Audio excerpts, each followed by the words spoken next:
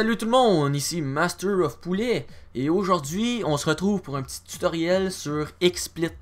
Si vous savez pas XSplit c'est quoi, en fait c'est le programme, c'est un des programmes, il y en a d'autres, mais c'est pas mal le programme le plus populaire, comme c'est ça, le plus populaire utilisé pour les live streams. Puis aujourd'hui je vais vous montrer comment l'utiliser, comment le placer pour streamer en HD et tout.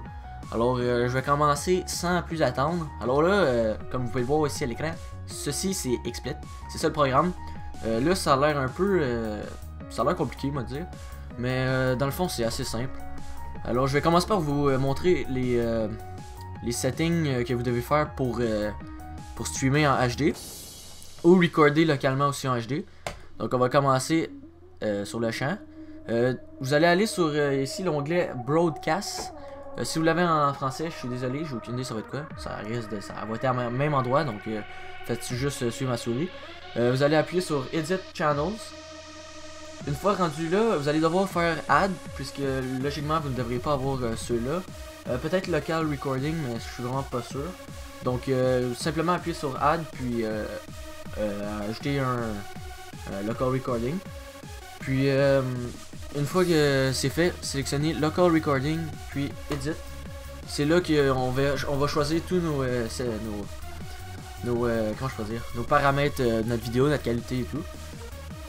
Donc ici pour le codec, moi j'en ai pas d'autres, puis ça va être celui-là que vous allez avoir avec XSplit. Donc laissez-le comme ça, il est bien correct, c'est parfait. Pour ce qui est des bitrates, ça va dépendre de qu'est-ce que vous voulez streamer. Parce que plus haut les bitrates vont être, environ, si vous mettez mettons 7000 à 8000, c'est pour les FPS, les jeux qui vont être rapides, du fast pace comme on dit. Puis si plus c'est bas, c'est pour les, je sais pas, les jeux un peu plus relax, je sais pas trop comment vous le dire.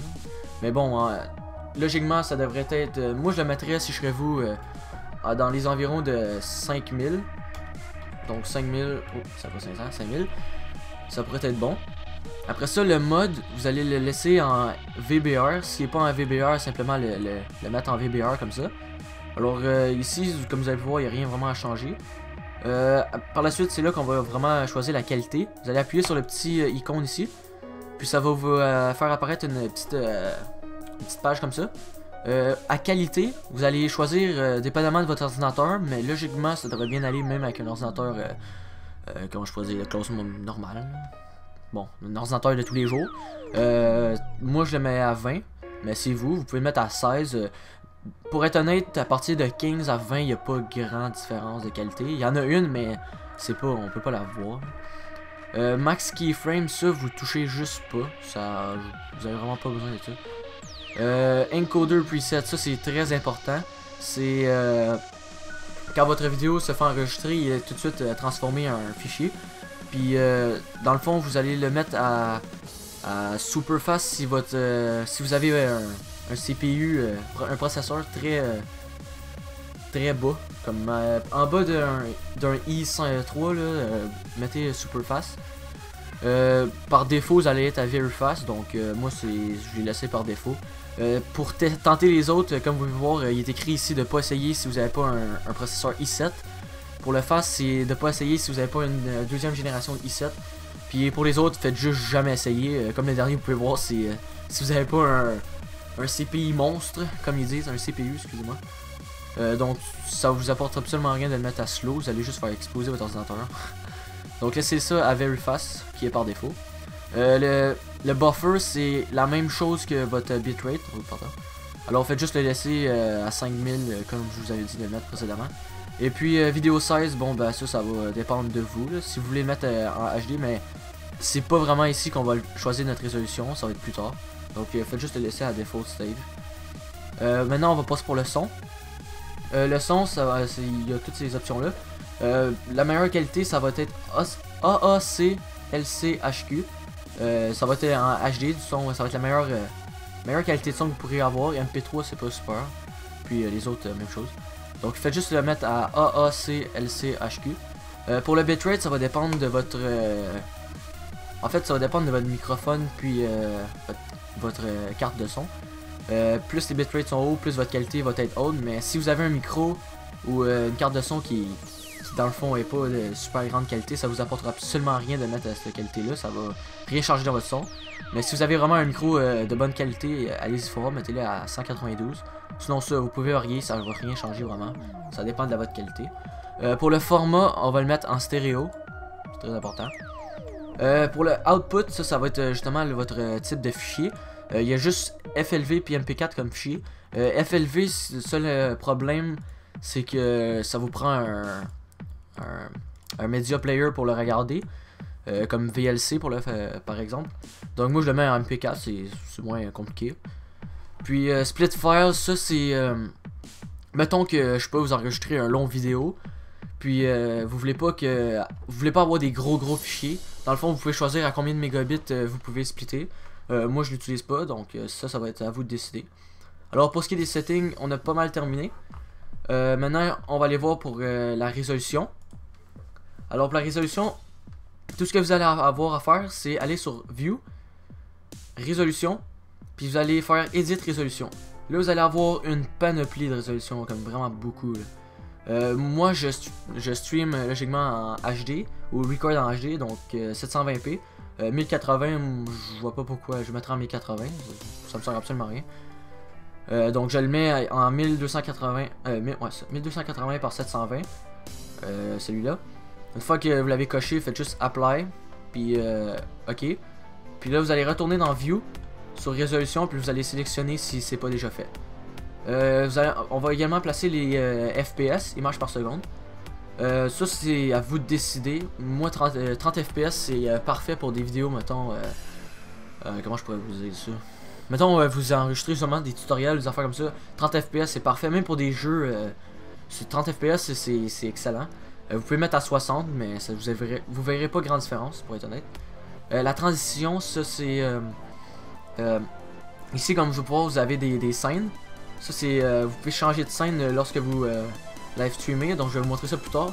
Mais vous pouvez mettre des effets de transition. Moi je le mets à fade, donc vous pouvez mettre ça. Aussi la vitesse de la transition des scènes. Moi je le mettrais à 400. Vous il va être à 700, mais 400 c'est excellent comme vitesse, c'est juste parfait.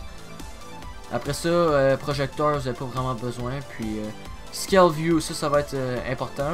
Vous allez devoir le mettre à 60%, parce que si je le mets à actuel, comme vous pouvez voir, il est vraiment il est comme grossi, il rentre même pas dans mon écran, parce que ça le met en une grosse résolution, la résolution que vous avez choisie plutôt.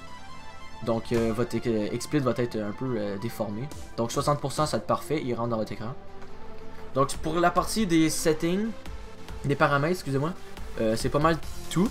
Maintenant on va passer comment placer votre live stream de façon à y voir quelque chose. Donc je vais... Ok, alors là, comme vous pouvez voir, il y a le jeu en arrière. Là c'est bien important, pour ajouter un jeu, vous allez devoir avoir la version premium.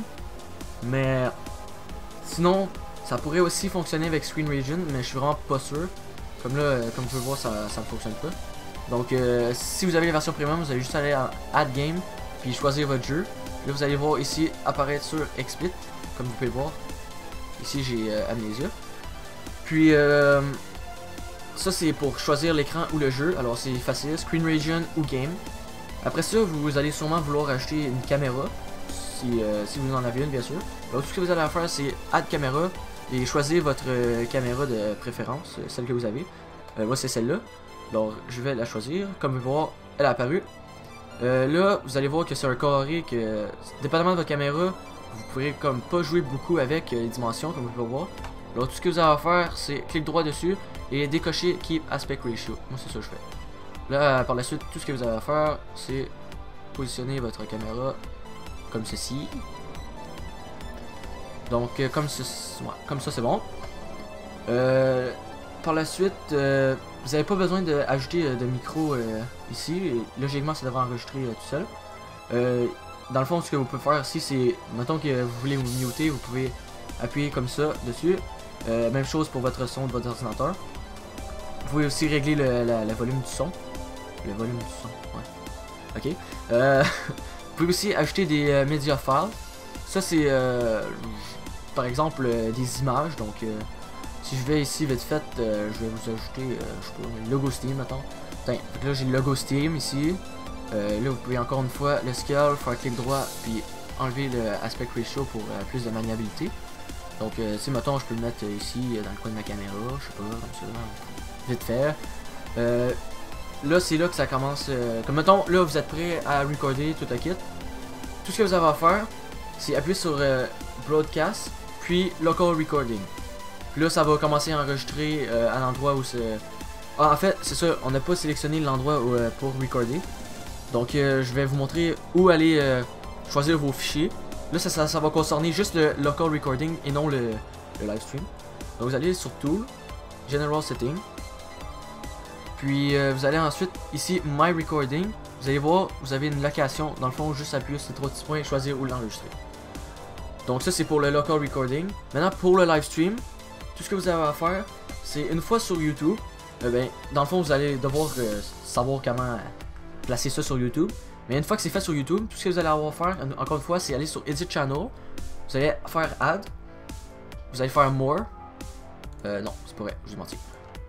Vous allez devoir faire Add, Custom RTM. Puis là, vous allez rentrer le nom de votre live stream. Ici, le RTM URL il va être écrit sur YouTube, sur votre live stream.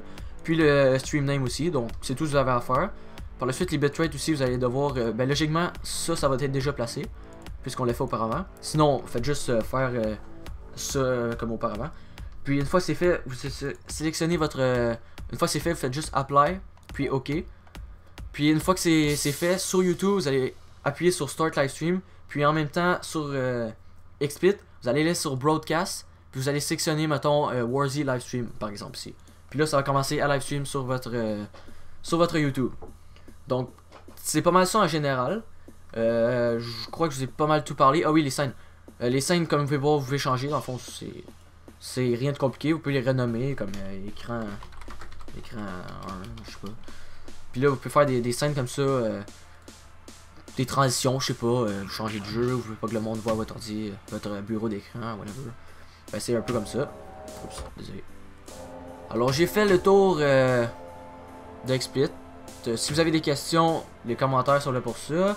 Si vous avez aimé, ça me fait plaisir. Dans le fond, c'est pour ça que je vous ai montré ça. Hein? Comme ça, vous allez pouvoir peut-être devenir des live streamers ou simplement l'utiliser comme programme pour enregistrer votre ordinateur. Parce que c'est pas mal le seul programme que je connais qui enregistre votre caméra et le jeu en même temps.